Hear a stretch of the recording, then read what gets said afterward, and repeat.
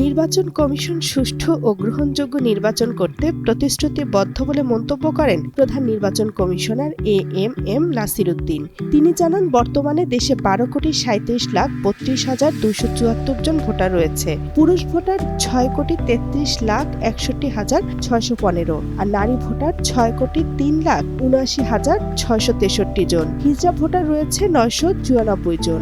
Voter বৃদ্ধির হার 1.54%।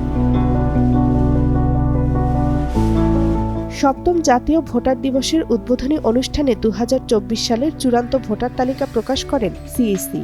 তোমার আমার বাংলাদেশে ভোট দেব মিলেমিশে, এই প্রতিপাদ্যে সারা দেশে নানা কর্মসূচির মধ্য দিয়ে সপ্তমবারের মতো জাতীয় ভোটার দিবস পালিত হচ্ছে।